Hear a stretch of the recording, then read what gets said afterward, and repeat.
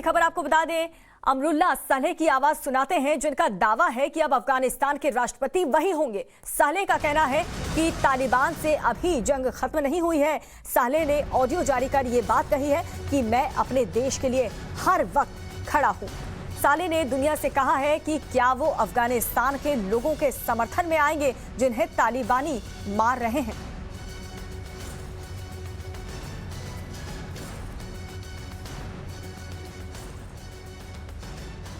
तो देखिए, ये बात कही गई है कि जंग अभी भी खत्म नहीं हुई है। जरा आप खुद सुनिए कि इस ऑडियो में क्या समझ आ रहा है।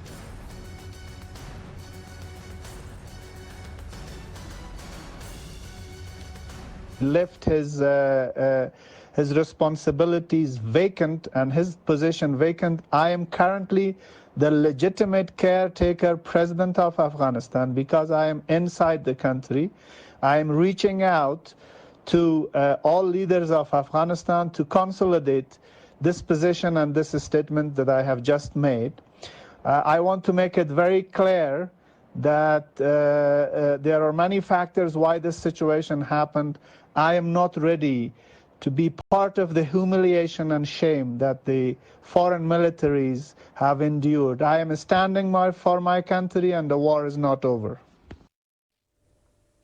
मीनाक्षी इस वक्त मेरी सहयोगी जुड़ चुकी है। मीनाक्षी, ये ऑडियो रिलीज करके खुद ये बताना कि मैं अफगानिस्तान का अपसेट केयर टेकर हूं और साथ ही मैं ही राष्ट्रपति हूं, क्या मायने हैं इसके? देखिए दीपिका, इस टाइम ये एक बहुत महत्वपूर्ण डेवलपमेंट है और ये अपने आप में ऐसा लग रहा है कि जिस तरह से ये स्थिति उभरती हुई दिखाई दे रही है, सालेह का यहाँ पर प्रयास क्या है वो हम बताएं, लेकिन उससे पहले जो स्टेटमेंट उन्होंने दिया उसके मायने क्या निकल रहे हैं, क्योंकि सीधे तौर पर वो ये कह रहे हैं कि मैं स्पष्ट करना चाहता हूँ कि इस स्थिति के लिए कई कारण हैं और मैं इस अपमान का हिस्सा नहीं बन सकता। उन्होंने अपमान शब्द का जिक्र किया और बीते 3 दिन से जो तस्वीरें हम लगातार टेलीविजन स्क्रीन पर देख रहे हैं कि किस तरह से अफगानिस्तान के जो लोग हैं वो तड़प रहे हैं, वो परेशान हैं, विद्रोह कर रहे हैं और आज तो अफगानिस्तान का झंडा लिए हुए लोग सड़कों पर निकलते हुए दिखाई दे रहे हैं। तो कहीं ना कहीं सालेह का ये प्रयास है कि वो वहां पर विरोध के एक ध्रुव के तौर पर दिखाई दें और उन ताकतों को जो विरोध के स्वर उभर रहे हैं, अगर उनको एक जगह पर लाकर इकट्ठा किया जा सकता है तो वो उसके चेहरे के रूप पर उभरे। बीते 2 दिनों में भी जो डेवलपमेंट हुए उस पर अगर हम ध्यान दें तो जैसे ही अशरफ गनी देश छोड़कर भागे उसके फौरन बाद सालेह ने इस बात का ऐलान किया कि उनके देश का कानून ये कहता है कि अगर राष्ट्रपति नहीं रहता, जो राष्ट्र का मुखिया है वो मौजूद नहीं है, तो उनकी गैर मौजूदगी में जो वाइस प्रेसिडेंट है वो टेक ओवर करेंगे, वो आगे उस भूमिका में होंगे। और इसके साथ ही अगर आप सालेह के जो उनका प्रोफाइल है उस पर भी नजर डालें तो उन्होंने खुद को वाइस प्रेसिडेंट ऑफ अफगानिस्तान वहां पर साफ शब्दों में लिखा हुआ है।